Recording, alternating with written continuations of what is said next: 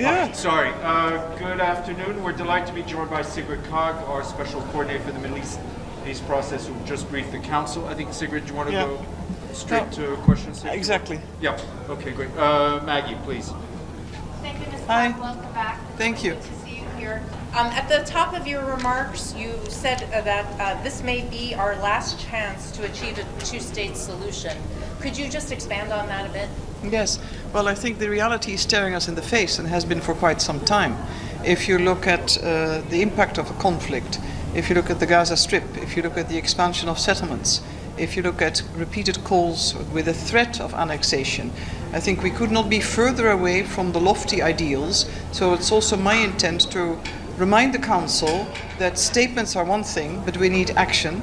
And it's the two-state solution as a viable solution geographically is withering away before our very eyes. And words themselves won't solve it. It needs active political engagement and diplomacy. Thank you. Edie? Thank you, Madam Kaag. Always nice to see you Thank you, here. Edie. Same here.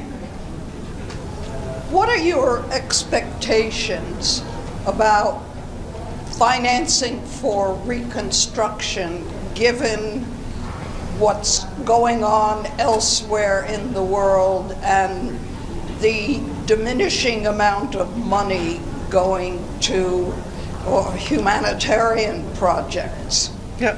Well, I think there are two questions, but they're not necessarily related. The first one is official development assistance, including humanitarian assistance, has always been precious. We've always had to leverage other sources of income. That's as long as sort of I've been working for the UN. However, the reconstruction of Gaza is a very tall order. The amounts are significant given the state of destruction.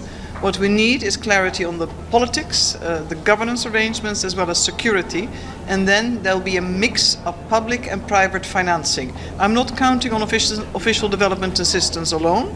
Then, of course, we will look towards the European Union, we will look towards the countries of the Gulf states. There's also a big factor here, which is private sector, investment financing and risk financing. All that can be constructed. My team under 2720 has done a number of studies, and I know the World Bank has done as well. At the moment, in a strange way, that is the least of my worries. It's the politics and governance to get to do the job to recover and reconstruct Gaza. Thank you. I'd ask a follow-up question. Are you going to Washington, and do you plan to meet any officials from the Trump administration? And if so, I see in your remarks that you have totally rejected the president's idea of pulling all Palestinians out of Gaza and making it into the Mideast Riviera. Well, I think the paraphrasing is yours, Edie, if I may. I'm not going to Washington this time, but I'll be back in a few weeks, and I hope to meet with a number of American officials in the region. In this case, they travel so much, you don't have to go to Washington. You might actually catch them closer to home, so to speak. And of course, we will be in contact with all officials because the UN, as I stated very clearly, wants to be supportive to all efforts. We're not at the negotiations table.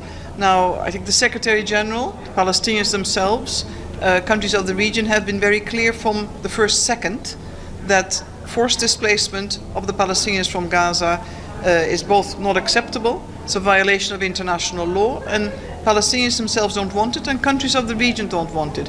Gaza can be recovered and reconstructed. It is complicated, complex, but with political will and the right agreements, it can be done. And I'd like to remind everybody, Palestinians are phenomenal builders.